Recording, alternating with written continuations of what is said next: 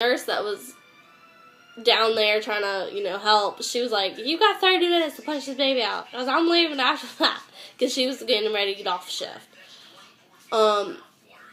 So I pushed, and then the guy doctor came in, and he was like, okay, the best option for you is to just, have the C-section. And I literally cried. Like, I was, so hurt because I wanted to be able to push her out and be the first one to hold her and all that and, be able to experience that, and I didn't. But at the time, I was also thinking, it's best for her, it's best for me. So, after they kind of, put the bed down and all that, I was, screaming that I had to poop. I was like, I have to take a crap. I had to poop. They're like, no, it's just the baby. I'm like, why is the baby on my butt? And they're like, no, it's just because you have her in your canal, in your birth canal, kind of, that it feels like that. So, I'm like, alright. So, they, get me to the room, and, they roll me into the room that they were doing the C-section at. And, all I remember once I got in, because I didn't walk or anything, they just, rolled me in, is they, picked me up, put me on the bed. And then, I remember seeing white walls, bright walls. They weren't even this color white. They were, way, way brighter. They were, brighter than this. Literally, they were so freaking white. And then I remember up above me, there was these huge, lights. And then I remember looking over, and then there was, these machines. That's all I could remember, about the room. I remember one of the nurses or doctors that were above my head, they explained what they were going to do. They were just looking for my, vitals or my signs, breathing wise and all that. They had to stick this thing in my nose, I would think. Yeah, I think I had that in my nose. They, attach your arms down. And I didn't really like that, because I didn't like my arms being, attached down. I'm not used to my arms being like that. So it was kind of weird. Then they, scrubbed my belly down with, this brown, orangey looking stuff. I don't even know. People, name it different colors. And then they put the curtain up, and then they brought my husband in. And I literally was like, who is he? And they were like, that's your husband. I'm like, no, it's not. And they were like, yes, it is. And he was like, yes, I am. I'm like, okay. Because I guess it was just me being on so much medicine. So anyways, so I remember kept asking the doctors, are they done yet? Are they done yet? They were like, no, not yet. And then I felt them, pull the baby up. And my stomach went flat. It was baby up, flat. So, I didn't really cry. My mouth dropped at first, but I really didn't cry. I know my husband, he cried. And then, but he didn't cut the cord or anything. And I was told that he could cut the cord in the room. But I guess he was just too much worried about me because I had lost a lot of blood. And I'm pale. I'm really, really, really, really white. But I was, whiter than I usually am. So, I think he was kind of worried about me. And, he said as soon as they cut me open, blood fell, right there at his foot. So, he was kind of freaked out, I guess. After they pulled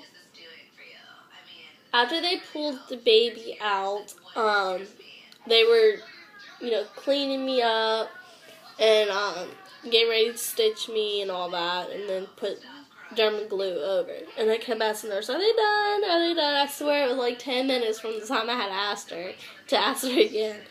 And finally they were done, and they put me back onto the bed that I was on. And they took me to the recovery room where they said I would have to stay for 3 or 4 hours or something like that.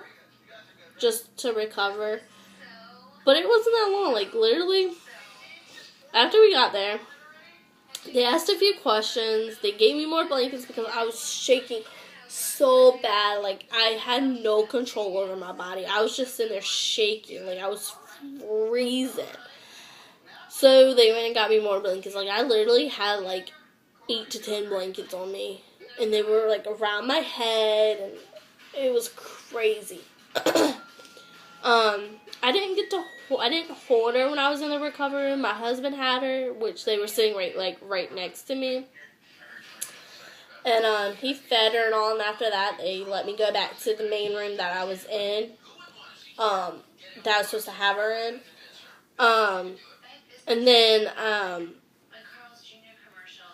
after that, they, took us to another room that I would stay in until I left. And there they took blood, and they found out that I became anemic and that I needed a transfusion. I had 3 of them.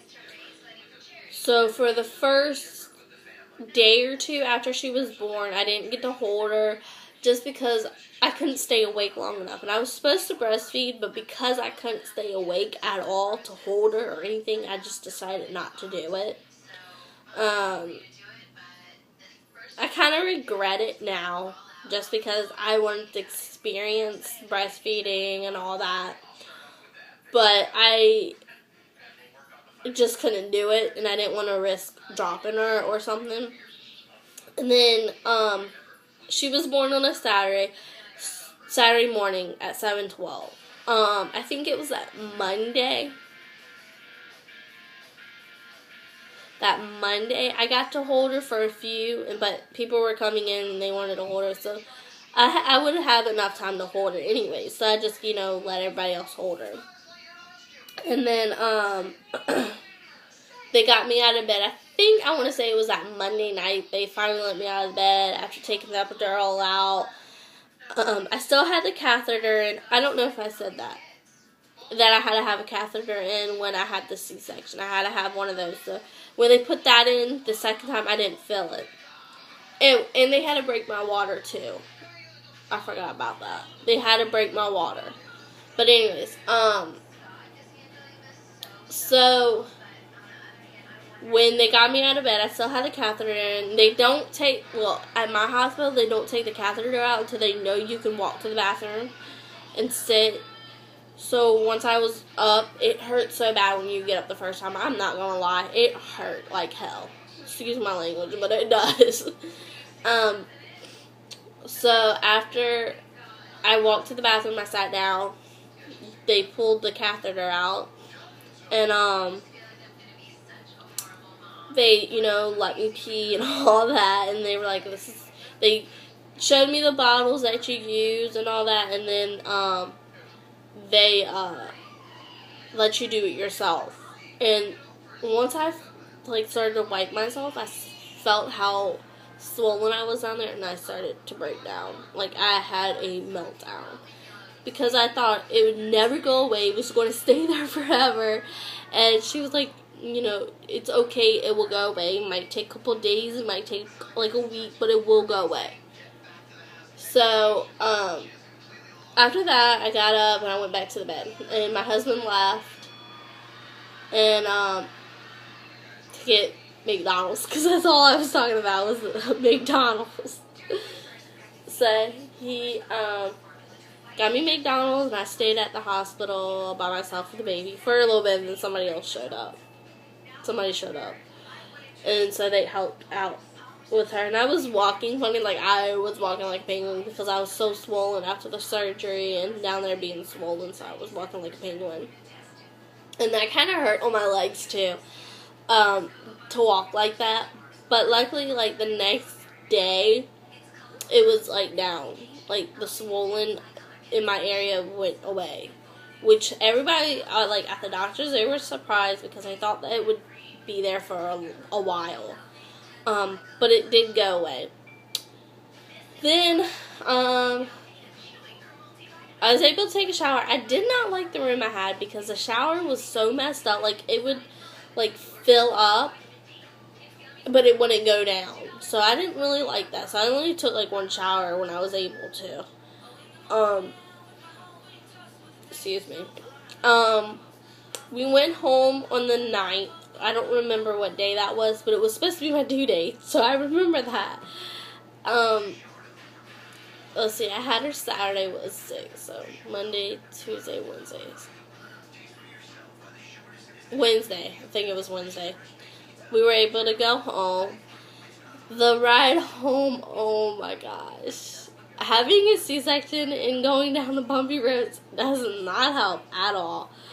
Oh my goodness, it was horrible. And my husband was like, I'm sorry, what do you want me to do? I'm like, get out and fix it before you go over another bump. But we finally made it home. Her first night wasn't that bad. We got up like every 2 to 3 hours to feed her. So, I mean, it wasn't that bad. Yeah. She wore home a zebra. It was like a zebra print, like, jumpsuit, I guess. That's what it is, like sweatpants and like a jacket that we had received from the baby shower from our nieces, I think. They got it for us. And then her shirt under it said Daddy's Little Princess, and that was what she wore under it. And then we borrowed her socks. For some reason, her socks went missing. I don't know what happened to them, but I did find them though. But I didn't know what happened to them at the time. So she didn't wear any socks home. So we just like covered her with like lots of blankets because the day we went home it was cold and rainy. It was rain like all day. So so we just covered her. And then I wore home yoga pants and my husband's t-shirt because I was like so swollen that I couldn't wear nothing that I brought. So, yeah. And her first night wasn't that bad. It was alright.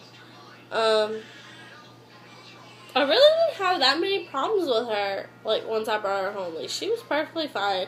Like, a couple days later, she had her doctor's appointment, and she had lost, like, some ounces. She didn't lose any pounds. Like, she was born 7 pounds, 5 ounces, and she lost, like, a few ounces. But she pretty much gained those back because my child's a fatty. So, yeah, that's pretty much my whole story. This video is very, very long, so I'm so sorry that this video was very long. But that's my experience. So, I'm just wanting to give everybody a heads up. You have a plan. Have a plan on what you want, what you would like it to be. But also keep your options open because sometimes it doesn't go as planned. Like mine, I was walking in thinking, okay, I'm going to push her out, be able to hold her first and all that. And I didn't get that. I had to go a different route. So always have a backup plan. Or not have a backup plan. Just have your options open that it could come down to the C-section. Or it could go perfectly fine. You could be pushing her out. With just, I mean, it doesn't always go the way you want it, and it sure didn't go the way I want it. So that is my experience with labor and delivery and my way home. I hope y'all enjoy, and if y'all have any questions, comment below.